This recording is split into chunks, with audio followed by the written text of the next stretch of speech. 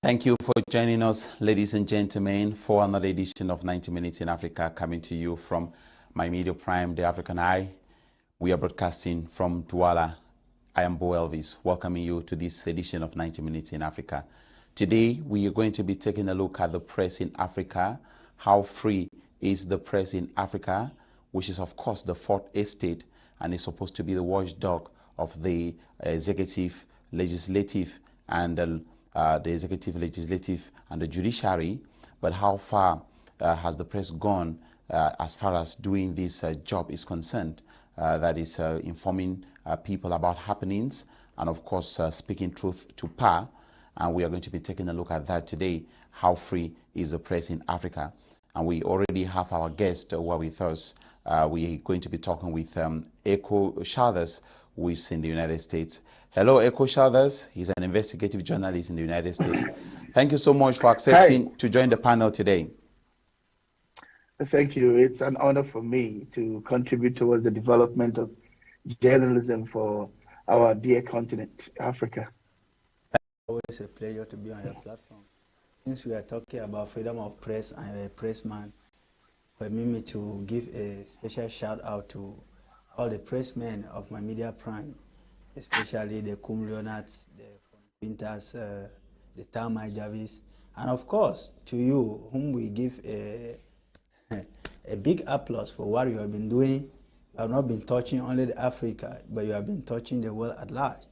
So I think today we have a very sensitive topic in front of us, and we only pray that the time should be enough for the topic because there's a lot to be said. Thank you, and of course that is our Ndiwum Emmanuel.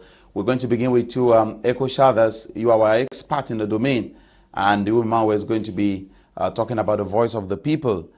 He is of the civil society, but I think Ndiwum Emmanuel has so many friends who are journalists. He spends time with them and he monitors what is happening. So Ekow Shalders, thank you for joining us today. I would like to know from you, where are you from in Africa, so that the viewers want to know more about you.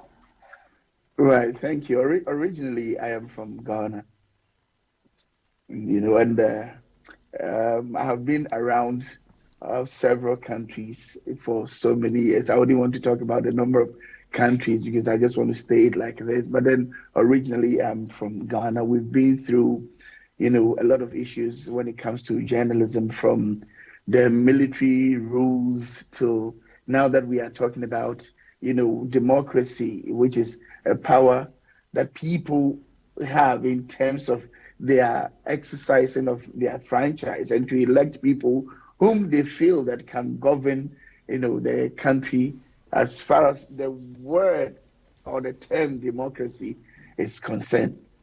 So I begin by asking from you, what is supposed to be the role of the press? What is the role of the press in the society, especially a society like Africa, where leaders stick to power, where there are lots of coup d'etats, where there's a lot of embezzlement and corruption? What is supposed to be the role of the press? You and I will agree that the start of journalism, which I normally talk about what happened in Venice in 1556, thereabout, where, they were using handwriting to write, some publications to talk about the socio-political stuff within the country. I'm talking about Italy, Venice in Italy specifically. They were writing it by hand, and they were sending messages across in terms of military might and all the 9 yards in Europe, but specifically their target was in Italy. Now, it came out to hit France and England, where they were also writing their own stuff to tell the people what, government wanted them to hear. It came down to, what we have today, Gutenberg to printing press, what we have today. And today, it is the electronic and print media. On the continent of Africa, when writings started, coming up, government thought it wise, because at that time, most of the continent of Africa were under colonization. If it's not France, then it is, Great Britain. And you would agree with me that Great Britain, as a tiny country, colonized a lot of countries around the world because they had the naval might in terms of their ships and, their boats and what have you. When the people of the land started agitating for independence, various writings and writers came up who were writing certain things that were against the government of the day, the colonial masters. Thankfully, some of those writers faced a lot of, criticism, and they were pursued. Talk about Nnamdi Azikiwe and the Macaulays and all of them people. They faced a lot of problems and criticisms. Some of them had to run for their dear lives because they were against the treatment of the colonial masters. Fast forward, independence started hitting Africa. Ghana, the first in sub-Saharan Africa, was able to gain independence. What happened? The government of the day after independence felt that they had their own strategies that they have to put out there, for the people to know that these are the things that we have. So they started running state-owned media where they don't talk anything bad about the government, but there are things that government wanted to do. Some individuals started also writing, which of course government saw them as opposing, the things that the government had wanted to do for the people. Remember, it's two things: free and independent media. Now, on the surface, you could be free, but how independent are you in terms of the write-out and the things that you write about? Because several people and several organizations and companies, my Prime Media, I don't know its political affiliation, but it will interest you to know that the owner can tell you that, hey, you are free to report on the things that are not good, to report on corruption, to report on the governors being accountable to the governed. But the owner, as a businessman, also has his political affiliation. So undertone pressure will be mounting on him to, as it were, bring his journalists and reporters into check. Currently, as we speak, most of the leaders of the continent of Africa feel that if they should allow absolute freedom and independence of the media, they will stifle their development. So they feel that holding the media back is a panacea for political and economic stability, which I think is not so. So it's two things that we are fighting here: the owners of the station and then the journalists themselves. I'm talking about both print and electronic, because definitely as a businessman, they would want to make money to offset the bills of the station. How do they do that if they are antagonistic to the government or the political party in power? So obviously, you see the theft being very terrible in terms of operational duties of the journalists and how the station itself is run. Why am I saying this? You realize that on the continent of Africa, a lot of politicians have been given licenses to operate radio, TV, and newspapers all around. So there's always that divide amongst the journalists themselves, instead of sticking to their core mandate of being the agenda setters and also bringing out the ills of society, being in bed with government. In terms of being what I always say, that the watchdogs of society, they become the guard dogs of society, where they guard the politicians and they will back at anybody who would want to come out with the truth and nothing but the truth. So it empowers the politicians to also know that, hey, these people, if we starve them of resources and funds in terms of advertisement, if we starve them of resources that will enable them to speak the truth, they'll come to us for us to, give them the crumbs from our table. So their main agenda of the journalists or the press in speaking for the people, standing for the voiceless, will always hit back without, doing anything to help the voiceless. Let me quickly add here that you remember in 1986 in Nigeria, when Dele Giwa, who was the editor of Newswatch, wrote an article regarding the military government of Nigeria that was headed by Ibrahim Babangida. This guy, on a very cool Sunday morning in October, was having his breakfast, and then a letter was delivered to him. That letter happened to be a letter bomb that killed him. Fast forward in recent times, if you can remember, Jamal Khashoggi, the Saudi dissident journalist who was writing stories of the unknown and unseen within the Saudi royalhood, was deceived into the embassy of the Saudis in Turkey and was murdered. You understand? So some of these things also put fear. We can go on and talk about a lot. Recently in Ghana, there was Ahmed Swali, who was also murdered, and up to now, his killers hasn't been found. So you realize that the fear and intimidation will make them very docile and then prevent them from doing what they are supposed to do. They are no more agenda setters, but they are rather onlookers who will applaud the government for anything that they do. In the midst of the constitutional coup d'etats on the continent of Africa, and I'm talking about where presidents or the governors, and if I say governors, I'm not talking specifically about governors, but I'm talking about the governors who govern us as a people. You know, when they realize that, hey, they still need to hang on to power, they will stage a constitutional coup d'etat by staging a fake referendum and saying that, oh, about 90% of voters say that I should continue.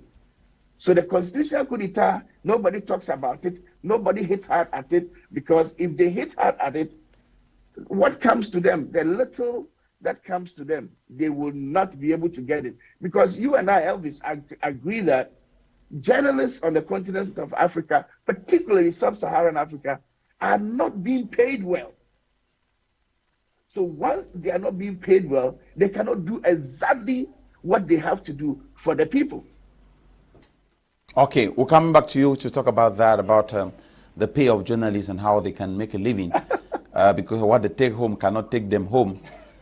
So we're coming back to talk about that and how they can remain free and independent under such circumstances.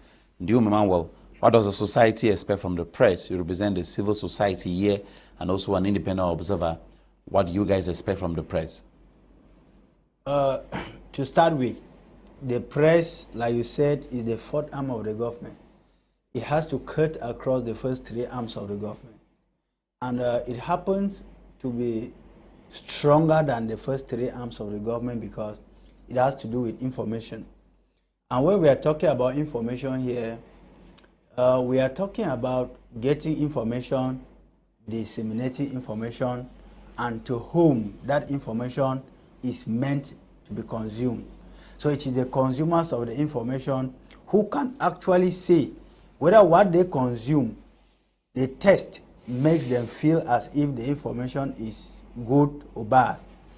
But then when you look across Africa, because we are talking about how free is the press in Africa, you will discover that the press in Africa is not free. I will give you clear cases. If you look at the case of Somalia today, Somalia remains one of the countries with the most dangerous violation of journalists' rights in Africa. As we speak, across Africa now, we have an organization in Somalia, the RSF, that made a documentary about the press situation in Somalia. Despite the fact that in that same country, there is a constitutional law that has been put in place to protect the journalists and to punish the officers or the police officers who maltreat any media workers. But then, that one remained at the level of paperwork. Because you discover that the press in Africa has been muzzled to a way in which they have to save those who are in power, not the common man. Whereas, on the contrary, information is supposed to flow from the top to the bottom. Those who consume the bulk of the information should be those in the, who are looking up to the government. It's sad because in this same Somalia, when we look across Africa, I am not talking about official figures of journalists that have been killed under unclear circumstances in 10 years. When I say official, I mean that those names that have been documented, we have 102 names of journalists that have been killed in Africa, or across Africa, in a period of 10 years. And 40% of such names come from Somalia, which means that something is wrong there. Now you go to the Maghrebian countries. When you look at Algeria, when Bouteflika left power, and you see the number of journalists that were killed, and those who went missing, and those who are on exile today, it tells you that there is no freedom of press in Africa. When you go to Egypt, you look at the ousting of Mohamed Morsi, and you see the journalists that suffered his ousting, or after his ousting, and who are actually in exile today, never to come back to Egypt except power changes hands. You discover that there is no freedom of press in Africa. When you go down to Sudan, it is the same thing. When you come to Cameroon, and it should be noted that what has stifled press freedom in Africa is the level of dictatorship that we have. Because in most countries that are ruled by dictators, the freedom of press is 0.4 something percent. Why? Because every pressman fears for his life. Those who try to raise their heads are being cut off. Those who accept to do the job does it with dirty hands and with a dirty voice, because they have to save a particular regime. They do so because, and there is another thing, Boh.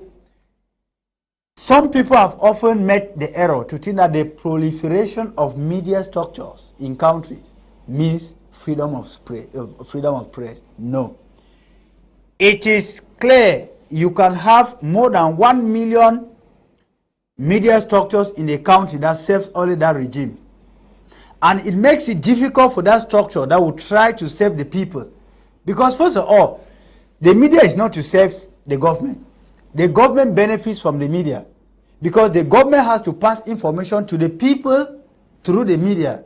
And when the government stands to own everything in the media, it becomes a problem. Look at the case of Cameroon. Pressmen in Cameroon, especially from the period of 2016, with the war in Norwest and Southwest till today, they have been working under unclear atmosphere because of a lot of fear from the regime in place.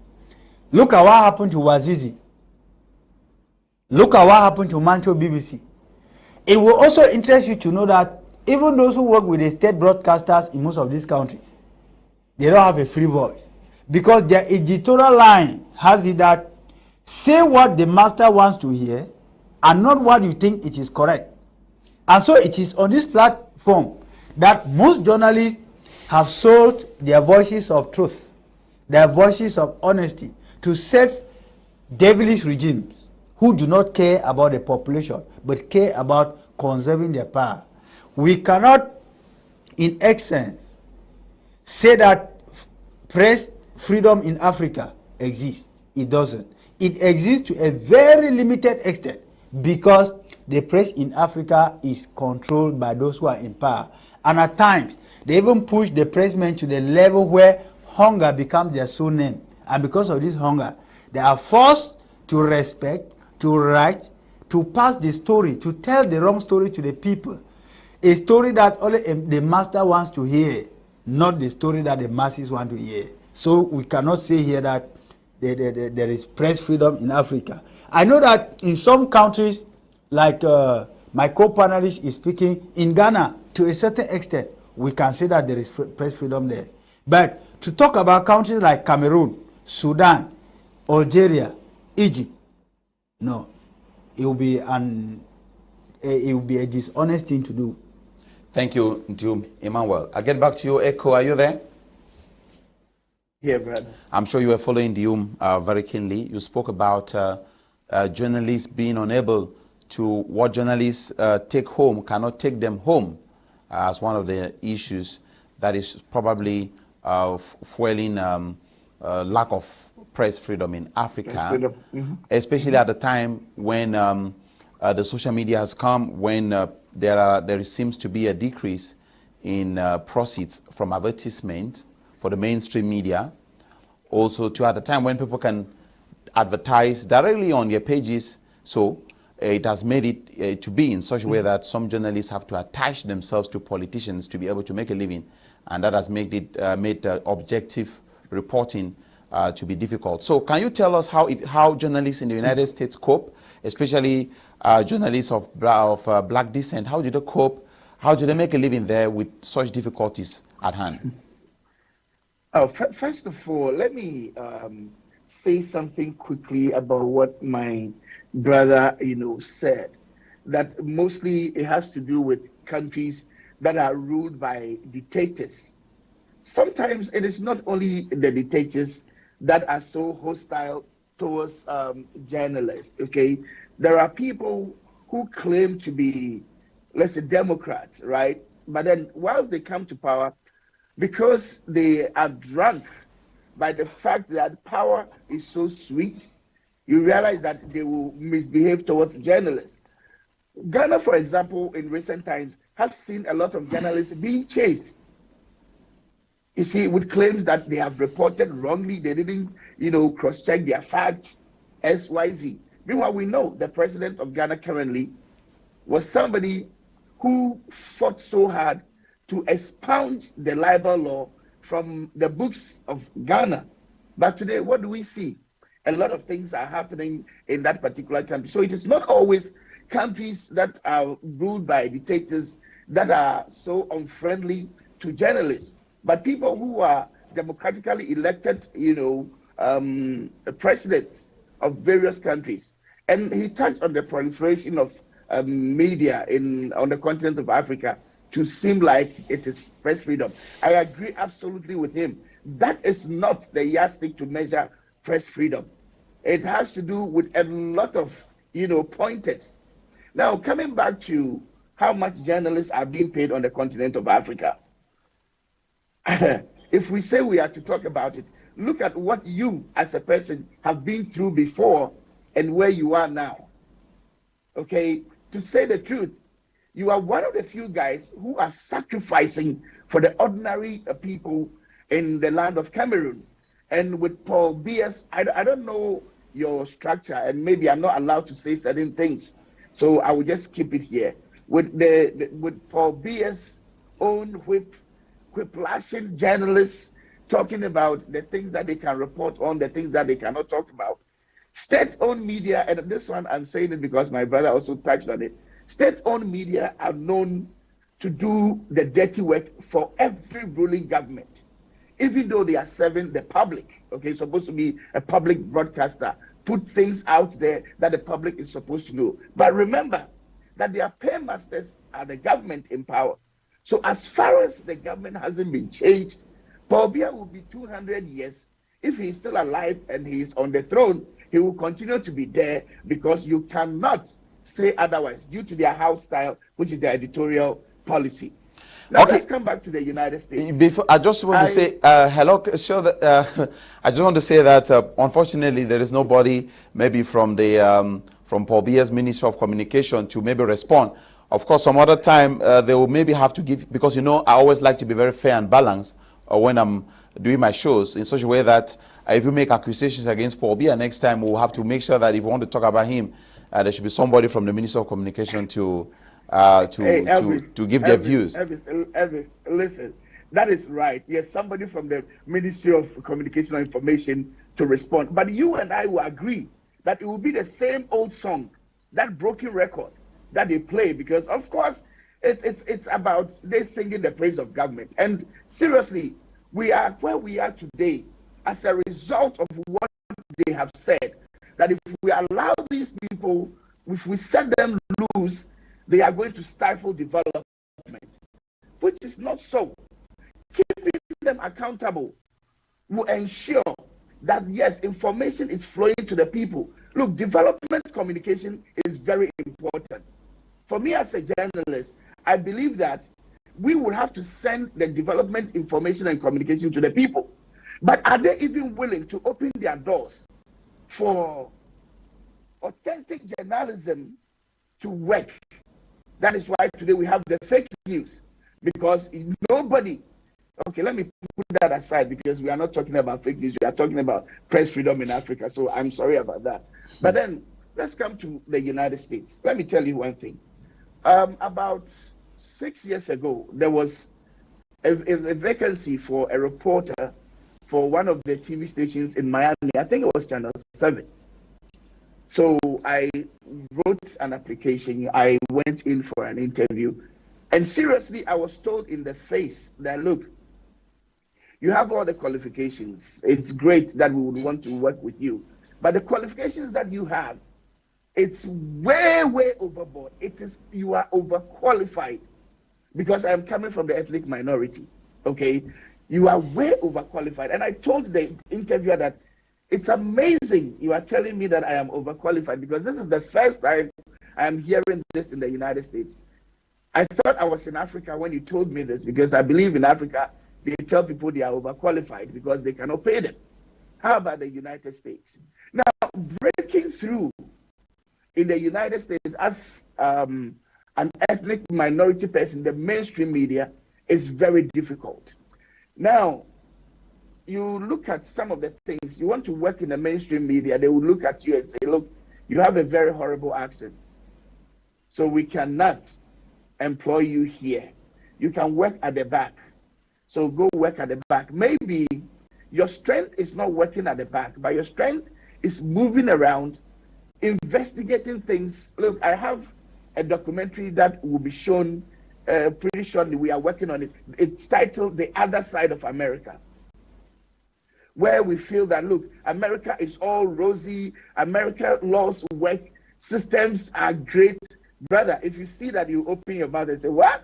Is this almighty America that asks people to go the democratic way when institutions and state institutions where we pay them with our taxes are not delivering because of, the corruption in the system that will come? We have a very difficult time here as especially people who were born outside of the United States, okay, coming into the mainstream. They look at your accent and all those things. So what we normally do is to work as broadcasters on satellite radios and then do our own stuff here. Putting that on the back burner, what happens is that there is a huge disparity when it comes to payment, even here, because your white friend will make more money within the media house than you, the black guy, especially if you were not born here. Okay, and you feeling that, hey, I need to make ends meet, I'll have to take it. The color also matters. When they look at you and then they feel like you're a person of color and, we are not supposed to give you what you are supposed to, get. We'll pay your white brother. I don't want to sound like I'm being a racist or something, but the truth is the truth. Yeah, we have gone to places where we've been rejected, okay, just because we speak with a very horrible accent. They don't look at what you can do, and they don't look at how you can deliver. Sometimes, you write certain things. I remember I went to a Jamaican TV station, and I had a chat with them. And that was in the World Cup in South Africa was in 2008, right? 2010. No, South Africa, sorry, 2010, right? Yes. Good. So South Africa 2010, these folks needed a reporter. And, some of us, we cut across. So I visited them and then I auditioned, I was interviewed. And after that, the head of the sports team, who was a woman, called me aside and said, can you change your accent a little bit? And I was like, hey, do you know Kofi Annan? He was the UN Secretary General. He spoke with his African accent, but he delivered. In fact, Kofi Annan was one of the most progressive Secretary Generals that we ever had, in the UN. So what are you talking about? So, okay, I want to come in here. I want to come in here, Shalders. Of course, maybe to Ndiwum Emmanuel will have to, because this issue of accent keeps coming up because we seem to be in a generation. Oh, come again. I want to come back to this issue of accent that you're talking about, whereby the intelligence of people is measured because of how, because of the accent, because of how to speak, because you know that I've worked in a multicultural newsroom that brought together about 27 African countries. And of course, these issues used to come up from time to time. And we came to discover that it is the different accents from across the world that makes the beauty of the world, or the different accents from across Africa that makes the beauty of Africa. Which means that, for example, if you take a word like maybe permanent, here in Cameroon we are going to say permanent. Maybe in Nigeria they're going to say permanent. And maybe in Ghana they will say permanent. Whatever the case, however they say it, whether you say permanent or permanent, doesn't mean that you are definitely more intelligent than the other person who couldn't pronounce it. Because all of these languages, of course, are not African languages. They are borrowed languages, and people should not be judged or penalized based on how to speak English, which is, of course, not an African language. I want to get your reaction on that. It has been an issue. That is why initially I loved the BBC, because the BBC decided to train its journalists who were reporting on Focus on Africa and the rest on one accent, and they were trying to use the East African accent. The likes of Bendoche Malo and all the guys, you realize that their Ghanaian accent changed whilst they were at BBC. But like you said, the beauty of the world is the diversity.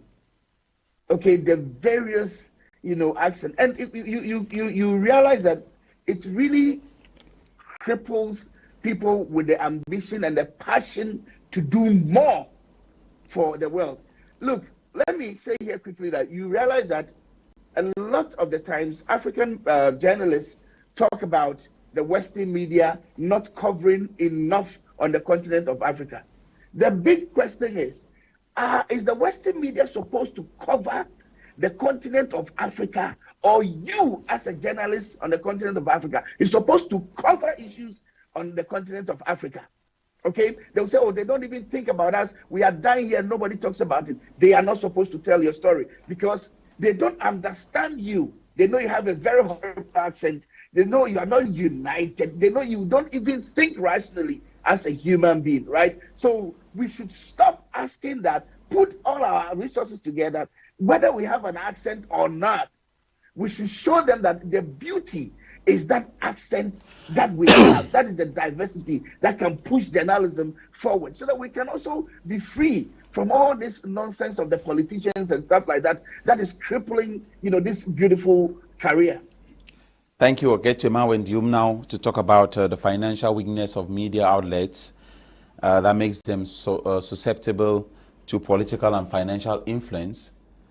It appears that the fact that media outlets are unable to raise income makes them to be easily manipulated, vulnerable and easily manipulated by authorities in power. Also, too, at a time where many people blame journalists of not going to the field, especially those in Africa. You would understand with me that at one point in time, some journalists on the continent, some media structures might not even have the necessary resources to enable their reporters go to the field and dig out the real information, because they are going to ask, what is it going to bring, especially at the time when they're making less money from advertisement. So I want you to comment on financial weakness of media outlets and how it makes them susceptible to political influence. No, you need to understand that media personnel, especially in the context of Africa, deals with very limited resources at their disposal. How do you imagine that a journalist moves from Accra in Ghana to Tamale to cover information if he does not have the necessary resources? How would you wish that a journalist should move from Pretoria to Cape Town in South Africa without having the resources? How will you want a journalist to move from Borno State to Kano to cover information without the resources? How do you expect a journalist in Cameroon to move from Douala to Kwakwa to Bole to Fundong to Njinikom to find information. Of course, he's not a bird and he's not a pilot to just fly and land there. You see that all these things put together, they need a car, they need cameras, they need attire, they need many things.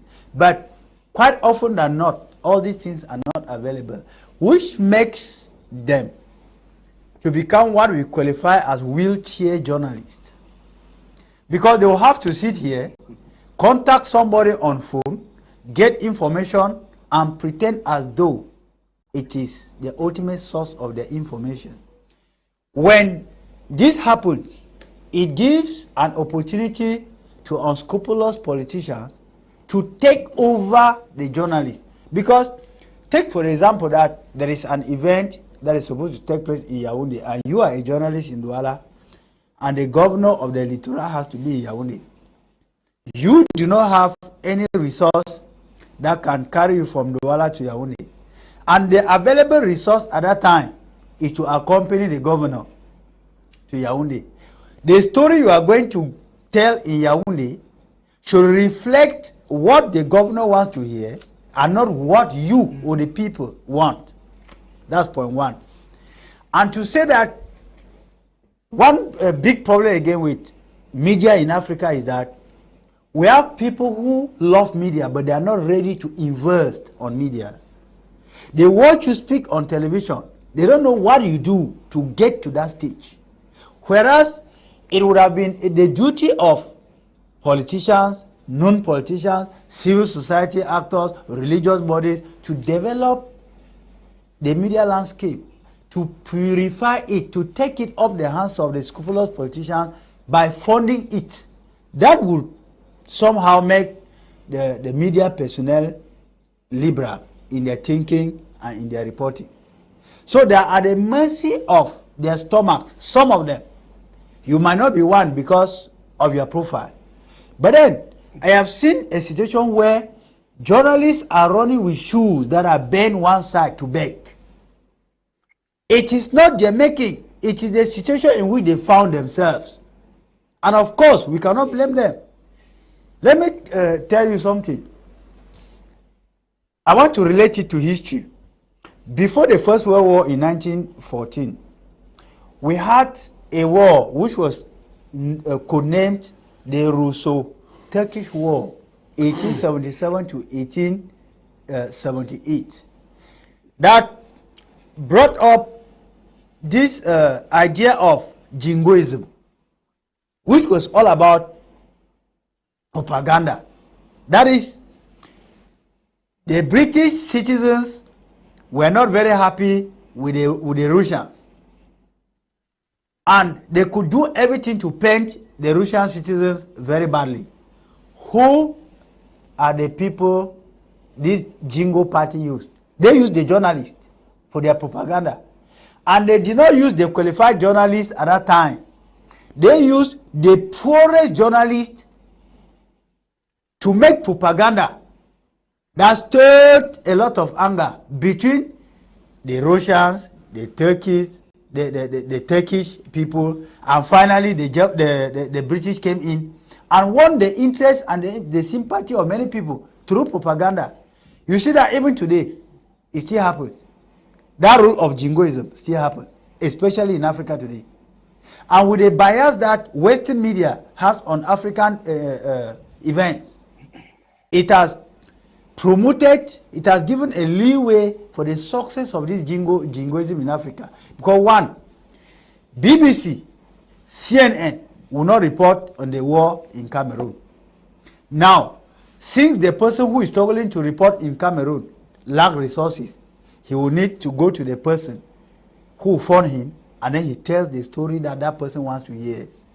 That limits the flow of information that was supposed to be free flow from the right quarters to the consumers. And the consumers of this information are the citizens of Africa, the citizens of the countries of Africa. But then, since we have limited resources, the means is not always at our disposal, we find ourselves at a tight corner. And sometimes I really tend to pity some of the journalists and what they go through. I want to cite a name that has been missing in the media landscape of Cameroon for some time now. Funny Chiki. After 2017 Nations Cup in Gabon, it is alleged, not that we are confirming, that he made a statement, and that statement later saw him no longer in the good books of the regime in Yaoundé, so he was put aside. That's just one of the incidents. Like I was talking about the case. An allegation. We cannot. Yeah, that's why I say it's an allegation. Exactly. Like just like I was talking about the case of Bouteflika in Algeria, that even his close aides turned back to be the enemies to the journalist who wanted to give a true report of what was happening about his health, because at the time the citizens in Algeria discovered that he was on wheelchair. There was a lot of anger in that country, and so the journalist who made this information to be known to the people became a target. And that's just what we are saying here, Boh, that it culminates a lot of things, difficulties that the journalists are going through. Thank you. I move back now to Ekow Shalders. Apparently, many draconian laws have been used to gag journalists in the continent. Can you kindly elaborate on some of these draconian laws that have been used to gag journalists on the continent? You realize that when I was making my earlier submission, I talked about the current president of the Republic of Ghana and the fact that he fought to expound the criminal libel law of the Republic of Ghana. So there were a lot of draconian laws that, stifled the free operation of journalists on the continent of Africa in trying to, allow them to do what they are supposed to do. Look at one thing. You will report an issue and then they will tell you that, oh, this thing that you touched on is libelous. This thing that you're touching on is slanderous. So we have to take you to court and send you into prison for 5, 6 months, sometimes years, because they just want to get rid of you for telling the people the truth and holding the powerful accountable. Now, in the case of Ghana, for example, when the libel law was in existence, which was something that clearly comes handy, a lot of journalists were sent to prison, because the moment you fish out the great information that will benefit the people and know what their governors are doing, they will find a way, take you before a judge who is in cahoots with the ruling class, and then slap a sentence on you. Seriously speaking, when the libel law was expounded, many journalists jubilated.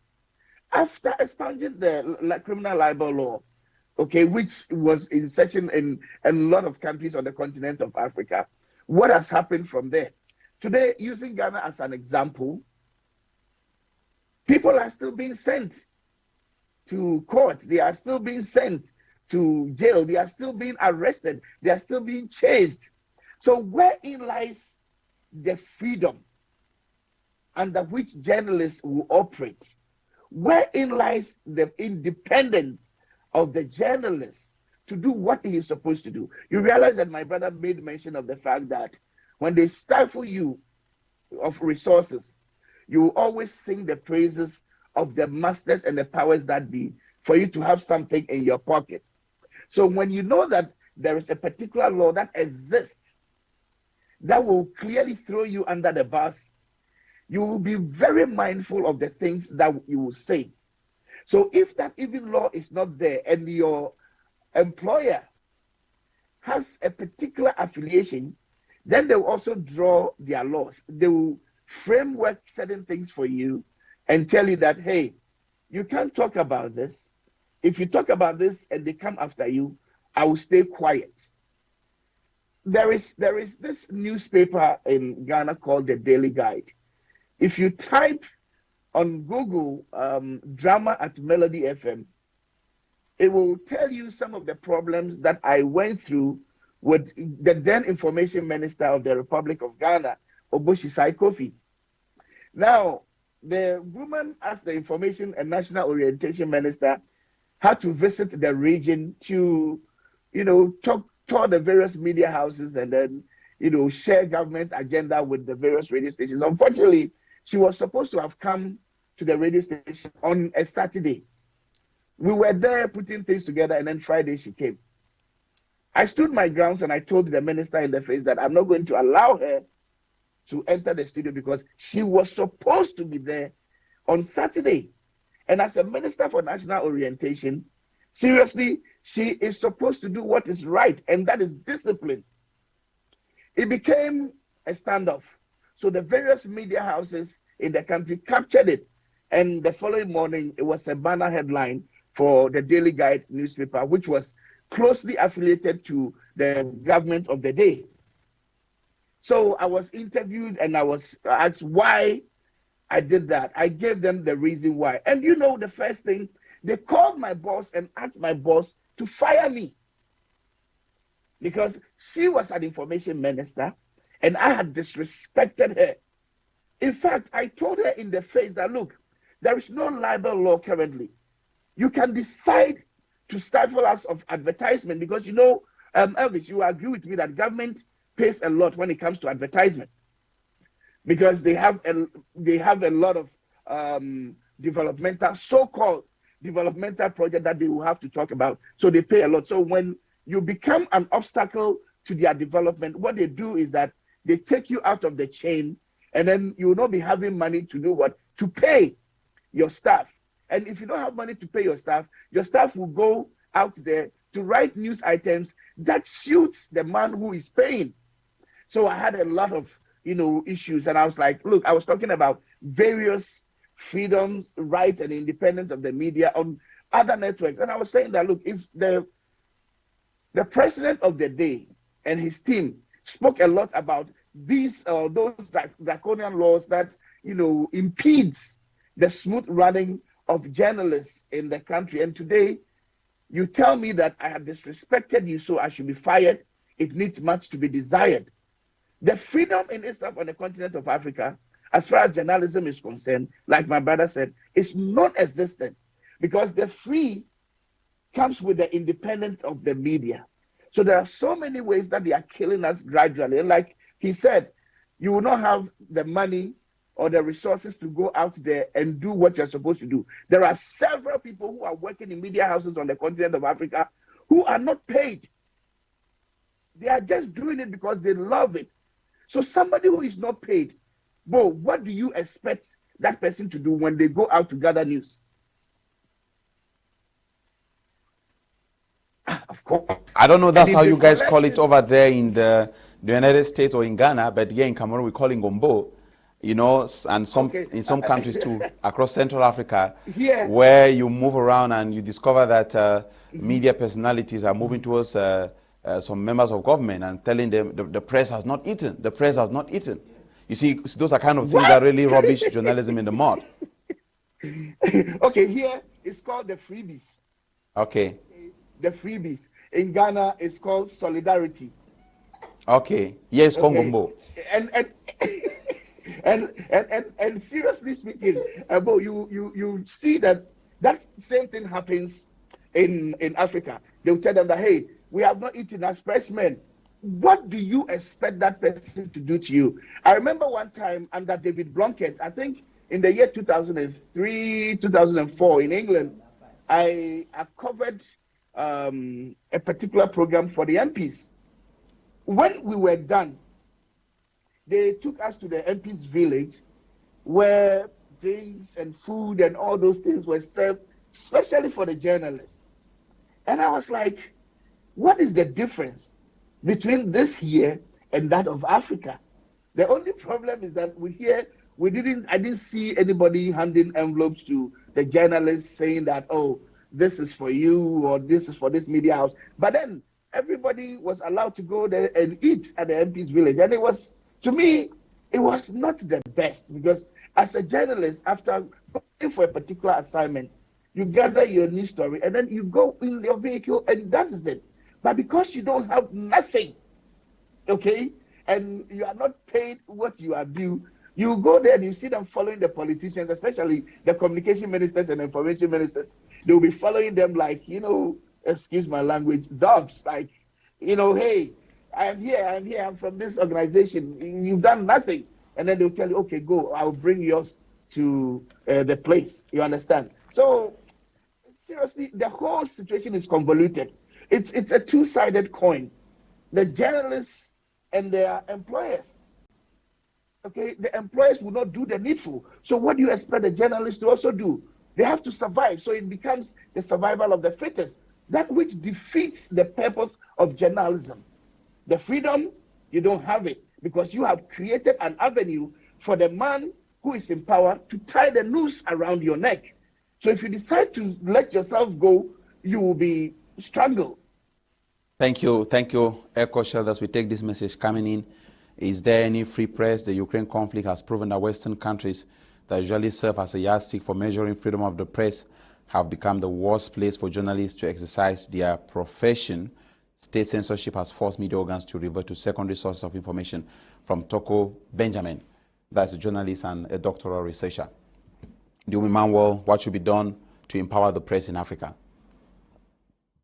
Before I come to what should be done to empower the press in Africa, there is a point I must make. One of the most difficult things that the journalists are facing in Africa also is the source of information. And it is more of a difficulty because those who are in power have not opened up to most journalists. They prefer to deal only with, especially the private press. They will prefer to deal only with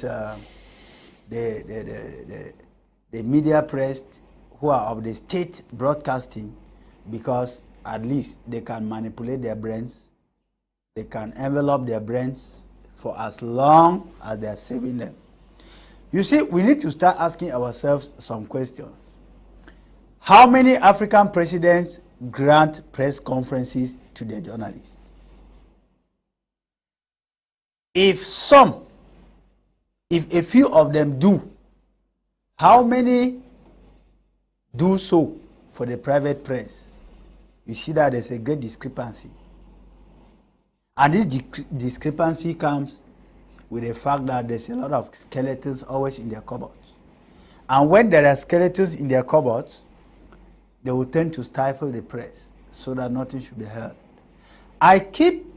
You are a journalist and you are practicing in Cameroon. I've been asking for a very long time,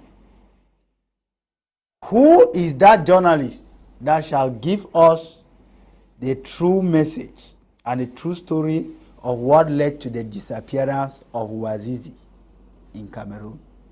We are talking about a journalist that disappeared under unclear circumstances in the hands of the state. Now, these are some of the things that makes the practicing because you will love to share the information to the population. Maybe getting to the presidency will be the problem because of a lot of protocol and a lot of suspicion that you are coming here to take something that they would not have liked or loved that he leaves the presidency.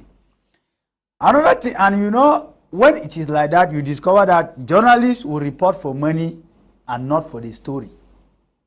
When they are reporting now for the money and not for the story, that is what we call Gomboism in Cameroon. Yellow journalism. Because they are looking for what to fit their immediate mouth. And maybe from there, they will not even have what needs to take them home. Now, coming back to your question proper, you are asking what should be done. I think if we all agree and consider the press as the fourth arm of the government, what protects the first three arms of the government should also be put in place to protect the press people. If the executive arm of the government is judiciary, legislative, are protected by law enforcement officers, I think it is also time in Africa for most African countries to come up with laws like it is in Somalia, but which ends at the level of the paper. It should be implemented. They should bring up laws that will be implemented, that until a journalist is found guilty of false information, his liberty, his right to information should not be violated. And there should be an institution where the journalists are prejudged before taken to state courts, so that it will also give them some free atmosphere to think. Because sometimes some journalists run into problems not because they wanted to, but out of fear and panic. Yes, out of fear and panic. You will report something that is very correct, something that happened, something that took place, and everybody knows that it took place. But the people who are coming after you to make believe the public opinion that it never took place will start out to be right because you are defenseless. You don't have any association, any setup that can defend you. So I think it's time for Africa to adopt such methods, such strategies, so that a journalist should not only be free to speak, but should be free after speaking. Because speaking freely is different from being free after speaking. So I think it's very important. And if we were to tell our head of states who are claiming that they're in democracy, they should also democratize the sharing of information. Information should not be hurtful to those who matter. If the information is right, use it to change what you did wrong. Don't go after the he who disseminated the information. Because the role of the journalist is to tell the wrongs and the rights, so that the government in place takes from there and further expand their development and then correct from where they were lacking. I think if those things are done, our information landscape will be secure from many quacks. Thank you, Ndiwum Emmanuel. We go now to Ekow Shalders. What do you think should be done to empower the press here in Africa? Boh, first of all, you see, I normally don't talk about the press being the fourth realm of the state, because it was one of the founding fathers of the United States, Thomas Jefferson, who made that assertion. As to how true that is, it solely depends on the jurisdiction you find yourself. Now, you realize that Emmanuel was of the opinion that the same law that protects the three arms of government should also, be made to stand for journalists. But that fourth estate of the realm is just on paper. Practically, it does not exist. Because if in its practical state, it's in black and white, you realize that laws that will be passed will ensure that the journalists will get the needed protection whatsoever. Unfortunately, it does not exist on the continent of Africa. Even in the advanced countries, sometimes there are certain things that happens that does not indicate that truly journalists are supposed to be the fourth estate. Okay, coming back to the protection of journalists, there are several countries that has passed laws regarding freedom of information. Here in the United States, as a journalist, if you are looking for information and it is not forthcoming, you just will have to write to invoke the Freedom of Information Act so that you can get the needed information. I remember some years back, there were some Africans who were deported in chains from New Orleans to Africa, and I was following the story. The communications officer at ICE, which is the Immigration and Customs Department, that is Immigration and Customs Enforcement, was so difficult. Eventually, I had to, apply the Freedom of Information Act before I could get the needed information that I wanted. On the continent of Africa, they will tell you that those laws does not exist. The protection of journalists only exists on paper. But believe you me, if you decide to go talk about a contract that government has awarded to an individual who is aligned to government, and you have all the facts, you have the government apparatchiks coming forward to clearly deny it and tell you that this is not what existed. And for that matter, you, the journalist, will be used as a scapegoat. True democracy includes opening up all your ministries. The laws exist. You can just walk in here. These are the information that I need. Can you give them to me? There is no bureaucracy. There are no red tapes where you have to cut before you can get the needed information. And one thing that I must say, the various journalist associations on the continent of Africa are a disgrace and a disaster. Because I don't know about what exists in Cameroon, but in Egypt and other places, believe you me, the associations, you will realize that their presidents or their chairpersons are aligned with government or aligned to government because they want what the guns will say, no coffee, something little that we can also, take to our families. So the protection should start from the association. There should be a drastic change. The protocols and the core measures of the way they operate should change to suit their members, to protect them, so that even if government is abusing them, they will stand up for that. What do you see? The president will do government bidding so that they will appoint him to be a board of a state-owned enterprise, a minister in charge of XYZ. So until such time that the various associations will sit up and do the needful, journalists will continue to face the hardship. Number two, the employers. It is about time they also stand up for their journalists and reporters. I know it is very difficult in terms of advertisement, but if you are not ready, you don't venture into that area. That space, you cannot venture into it if you don't have the clout and what it takes to, do what is right to benefit the ordinary people. The grassroots tend to suffer because journalists are not reporting the right news.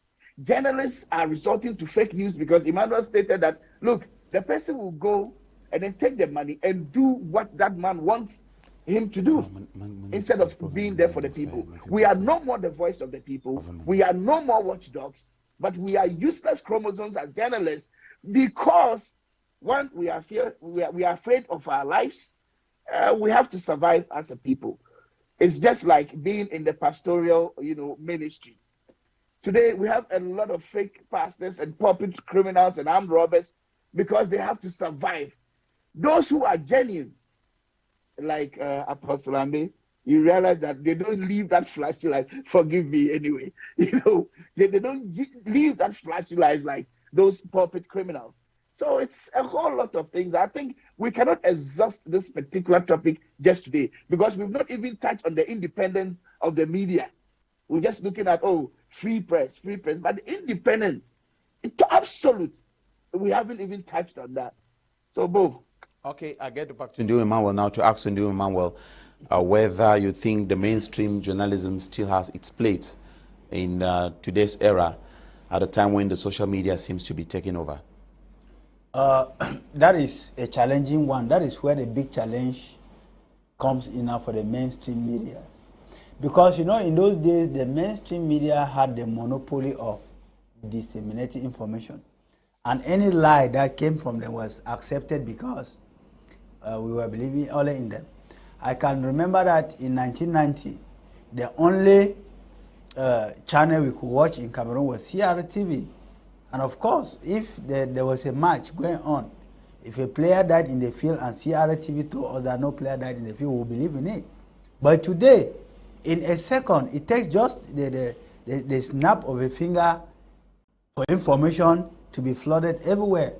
Just look at the case of this guy in Ekow's Kalma page. If you go to Ekow's Kalma page in Sierra Leone, who is decrying the arrest of the Sierra Leonean artist, LAJ, who just made a post on his Facebook wall page talking about bad governance in Sierra Leone, and he was picked up. If in Sierra Leone there was no WhatsApp, there was no Facebook, there was no Messenger, maybe as of now, nobody would have known where LEG was, because he had been picked up, locked up because of publishing something that goes contrary to what the mainstream media has been telling the people. So, in essence, the mainstream media needs to sit up, because those who are even still managing it are not of the Android brains. Whereas those with the social media, the Facebook and the other apps are managed by people who are very fast and Android brains. I want to tell you that these people who are cramming out African development, especially in the domain of information, are people who many of them cannot operate many apps in the phone. And so it is like the social media has played a fast one over them, because nothing can be hidden. Information can be taken from your bedroom without your knowledge, and it will be a challenge. Information that has been hidden in a mainstream media for years had been uncovered by people who have not even had access to go there, which is a big challenge. So I think there is need for the mainstream media to reconcile some aspects of information sharing, information sourcing. Because if they don't reconcile their manner of information sourcing and sharing, and those who share it at times not even putting into place the aspect of professionalism, will always play a fast one ahead of them. And then when they come now to counter it later, nobody believes them. Thank you, Ndiwum Emmanuel. Let us go to our machines now and get Brice Kinu. Brice Kinu is a former colleague. We work together in One Pan-African Media. Of course, it's One Pan-African Media, African News, subsidiary of Euronews. Brice Kinu is a journalist from Benin, of course, who has also worked in the Congo. He is a journalist of French expression, so he speaks more French, but also he tries to communicate in English. And since this program is an English program, he would also try to speak in English, so permit him if he doesn't flow the way you want him to flow. Brice Kinu spoke to me about the topic, how free is the press in Africa? Let's listen to his perspective, and I will get back to the studio.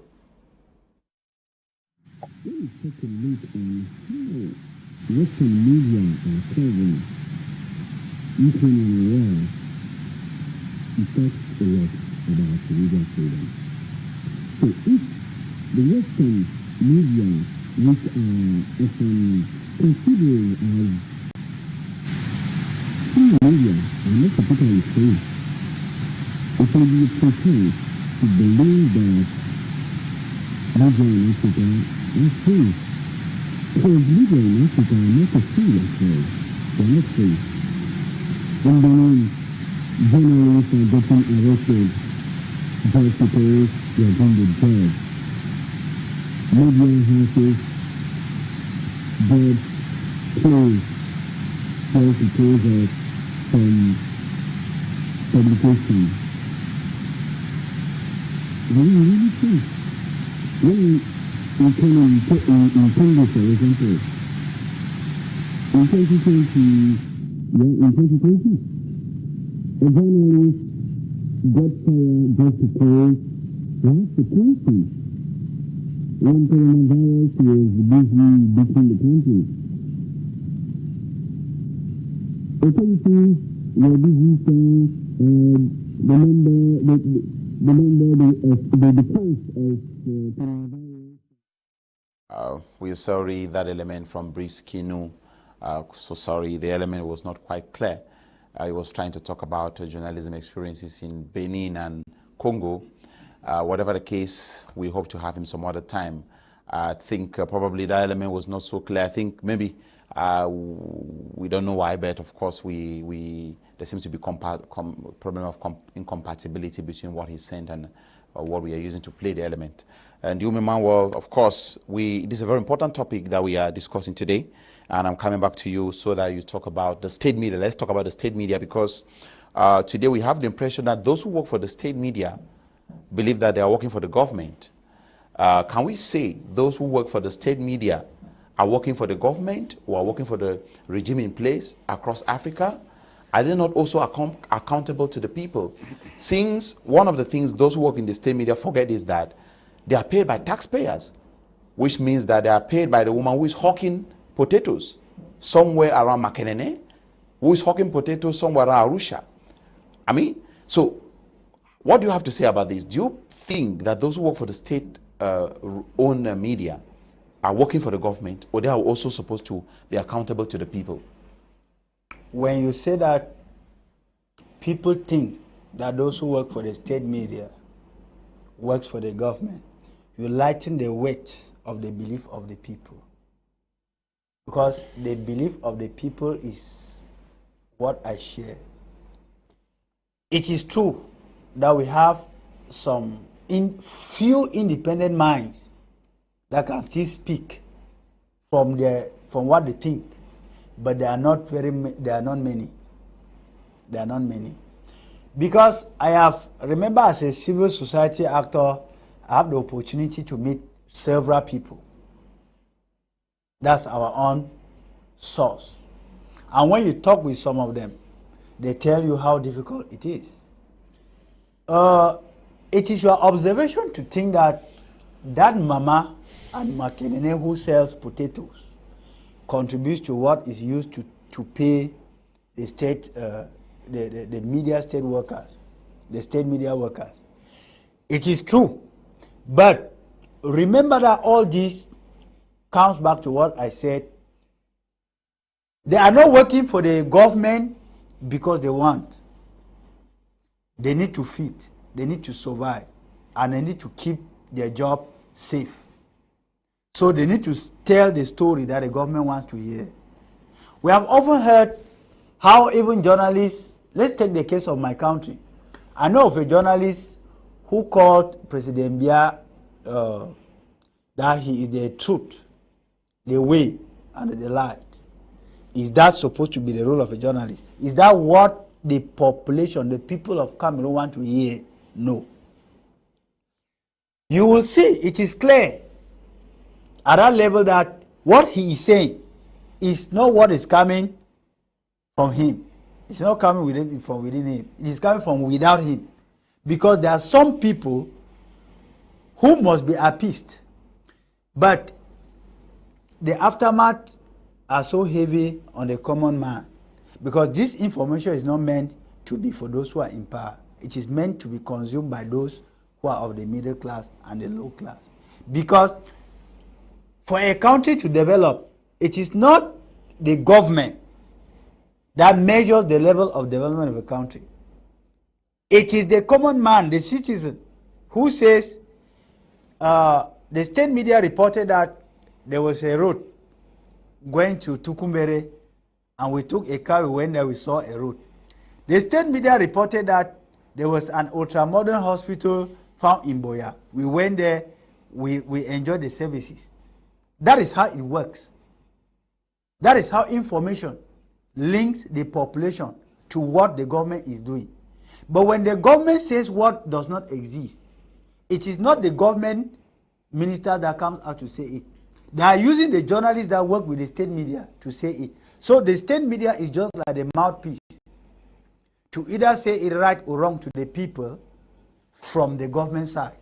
Okay, Ndiwum, before we move on to Shalders to comment about that, I know that you're a very fair and objective person. Also, at the same time, we'll say that there are some efforts that have been made to ensure that, some sort of liberty when you read newspaper headlines just in Cameroon, and you watch TV debates, program like 90 Minutes Africa, Prime Hour, you watch other programs on other television channels too, sister television channels, what people say about the government, what people write in newspapers, what people say in radio stations. At least, to be fair and objective, we can say that at least there is some press freedom. Let us not really... No, we are talking about Africa as a whole. Exactly. But if I were to put in a context of my country, nobody can say that there is no press freedom in Cameroon. But the problem now is, how free are you after expressing your mind freely? That's what I'm saying. Because you also agree with me that, like I said, that the most dangerous terrain in Africa for press freedom should be Somalia. I did not bring in Cameroon there. But since we live the life of Oliver Twist, we will always ask for more. If my government has given us the freedom of press, therefore, my government needs to take our criticism through this freedom of expression to further the develop, to expand the development of my country. So Cameroonians should be like Oliver Twist. Even if the government says we should speak everything, but we will still ask for more. That's what we are saying. Thank you, Ndiwum Emmanuel. Ekow Shalders, are you there? Yes, sir, I'm here. Of course, I mean, just make a panoramic view of the situation in Africa. Where do you think there is press freedom? I mean, cite some countries where you think there is press freedom and some countries where you think there is no press freedom and what they need to do to ensure that the press is free there. You're free to cite, I mean, or any country you want. I mean, your own analysis of press freedom in those countries from an external perspective. I mean, you are an African American in the United States, and so you're looking at these things from an external perspective. But as someone who was once lived in Africa, I think you can be very objective. Of course, before that, let me touch on the citizen journalism, which is known as the social media, thingy.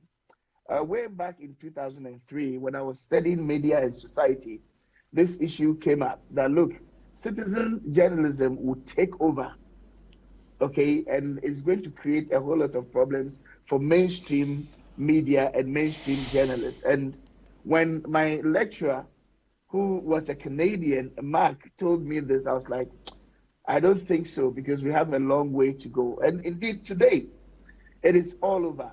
Different stories are being reported. Emmanuel cited the case of Sierra Leone and the fact that because of social media, it was able to hit the ground that somebody has been arrested for criticizing, or I don't even see that as criticizing, but critiquing the work of government. Because you see, criticizing and critiquing are two different things. Now, let's come back to the issue here. There are several countries around the continent of Africa that truly are not friendly to journalists that will want to speak the truth unto power. Nigeria is one of those countries. And I cited Delegiwa's, incident in when Babangida and Co were in government, and the fact that the guy wrote something about I think it was the second tier foreign exchange market and how the operations will help the economy of Nigeria. They thought that the guy was opening his mouth too much, so they had to take him off the way. There are several countries that you can talk about. The issue of Somalia, I wouldn't want to talk about Somalia because we know that there is absolute instability and the whole economic system in Somalia is chaotic due to what people, did with the power. Talk about Siad Barre and all of them people, and the fact that they tribalized the country. So it was tribal conflict that degenerated into all this nonsense that we are experiencing in Somalia, a very beautiful country with different species of, ocean life. Today, Somalia has allowed the Chinese to be taking advantage of the great things that they have. Talk about the North African countries and the fact that they will not even allow you to speak the truth unto power regarding what is happening. Saudi Arabia is no different. They stand and they portray that, oh, yes, we believe in freedom of everything. The journalists are free to operate. And like Emmanuel quoted this man, this my man, Mugabe. He said, yes, you have the freedom to do whatever you want to do, and I can guarantee you the freedom after, speaking freely.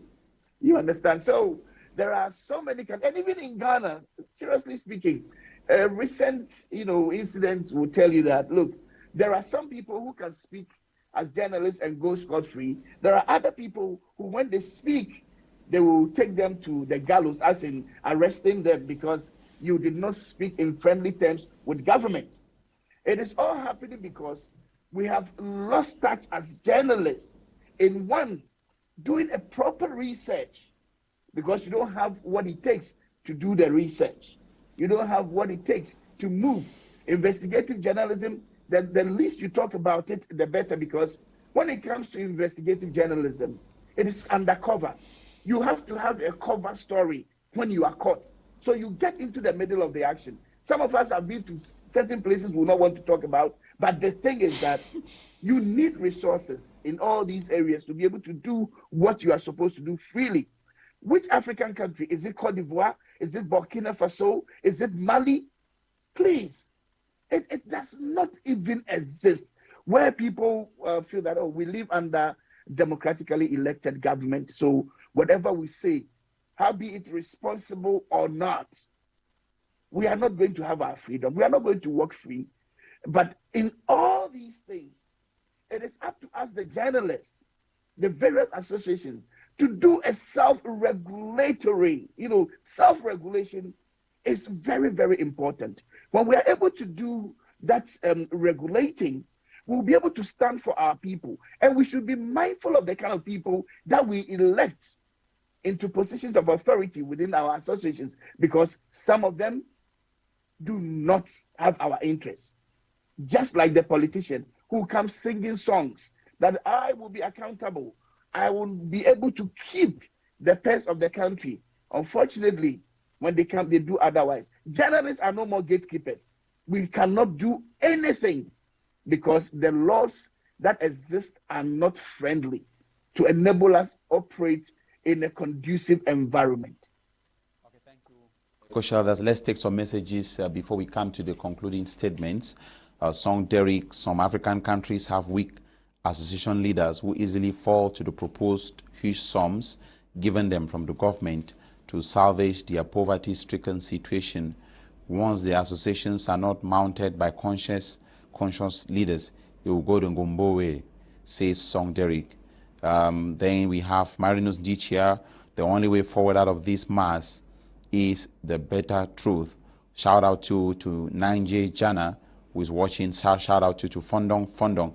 Those are some of the people that are watching us right now via the social media. And of course, keep sharing to invite many more people to watch the program. Of course, let me also say greetings to you all. That is from Toko Benjamin again. State censorship has forced media organs to revert to secondary sources for information. Africa has its challenges such as poor training, lack of equipment, low wages, and the ingrained political economy of the media that explain the decline of press freedom. Going by what is happening in the West today, I think there is more press freedom in Africa and Cameroon, to be specific, than in most Western nations. Toko Benjamin says that I think there is more press freedom in Africa and Cameroon, to be specific, than in most Western countries. Let me see some other messages that are coming in. Hello to you guys in the studio. I'm highly delighted to see Boh Elvis and my best friend and schoolmate Ndiwum Emmanuel, that is coming from Alias Namal after a very long time. Okay, of course, this was a very great discussion. Together with you, Shalders, I'm sure that we are going to see what we can do, because Shalders is an investigative journalist. I mean, you can't imagine. I think Shalders is among the most informed African journalists I know. I mean, you just need to tell him about a particular place and he will start telling you things about that particular area. I've never seen such a wonderful journalist. And I think that together with Shalders, we are going to partner and see how you can train more African journalists on investigative journalism so that they can speak truth to power. Of course, speaking truth to power does not mean that they hate their governments or they hate their state. Speaking truth to power is to help the government to better govern the people. And that's the role of the press. That is why Shalders Ekow was born. Shalders, we are moving towards the end of the show. I want to get your last word. And of course, how have you guys been enjoying 90 Minutes in Africa there in the US and products from 90 Minutes in Africa? Because we want to really know. We've never spoken about that. Listen, the first time I got wind of this very show, I was so excited. And it was Apostle Ambe that actually moved me, okay, because of his in-depth analysis, his smashed mouth commentary, and of course, yourself being able to, pose the right questions. And you guys are doing great. And seriously, we are in love with what you do. And we always, pray for you. We're trying to ask, that a great way by way of sponsorship will be opened, because it all boils down to the ability to receive funding to be able to, do what you have to do for the ordinary people at the grassroots. And before I just sign up, let me quickly say here that, state-owned media, the various state-owned media that we have were created to do propaganda work for the various government. In particular, look at VOA, Voice of America. You live in the United States of America, but you cannot listen to Voice of America on any radio unless online. You know why? Watched over there? No, because it was created solely for the propaganda work during the war. To send messages outside. So you can, anybody who tells you that you can easily tune your radio to Voice of America, tell that person, I say it's a lie. What about CNN? Can we say that the CNN that we watch in Africa, is it the same CNN that you guys watch in the United States? Okay, the thing is that, most of these giant media houses have the African branch where they target African listeners. So it depends on what show and what time, okay? It's just like BBC because, if you go to England, for example, BBC has various wings. The BBC 5, BBC 4, BBC Kent, and all those things. But focus on Africa, we target Africans, okay? Because that is where they have East Africa BBC for the Swahilians. We have even Somalia, the Hausa BBC. So it's just like that.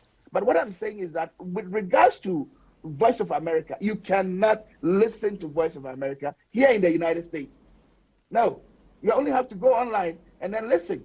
Okay. Way back because Okay, you have 1 minute to conclude, please. We are getting to the end of the show. 1 minute. Thank you for the opportunity. I'm so honored to be here to share my experiences. We have a lot to do for the continent of Africa as journalists. So that is what I would say. Ndiwum Emmanuel, thank you so much for representing the people. That was Ekow Shalders, an investigative journalist with over 30 years of experience. And I want to thank you so much, Ndiwum Emmanuel, for coming. Thank you for representing the people. Yes, Boh Elvis, I think after the program, we need to have his contact. No problem. It was a nice time, and I'm sure other people watching him at his own rank, being vocal upon the way he is. You see, sometimes when we say 90 minutes is the voice of Africa and the voice of the world, it's not an exaggeration. So thank you for giving me the opportunity. And we think that journalists should uphold their dignity by doing what is right.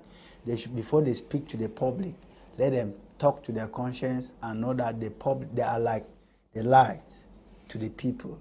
And the light to the people only come from God. So you people are the voice of the voice of God talking to the people. And the voice of God do not lie. So you people should stay put. Thank you so much, Ndiwum Emmanuel. Ladies and gentlemen, it's on that note that we end today's edition of 90 Minutes in Africa, of course, which is your most watched Pan-African program, as you heard too from Ekow Shalders, also highly watched too there in the United States. I want to thank my my guest today, Ndiwum Emmanuel, Mr. Slow and Steady Facts, and Ekow Shalders, investigative journalist in the United States, as well as our producer, Eli Nolinga, as well as the entire production team. The program was coordinated by Kum Leonard and supervised by Brian Tambe. I am Boh Elvis, thanking you for watching, and see you next week for another edition, God willing. Bye-bye.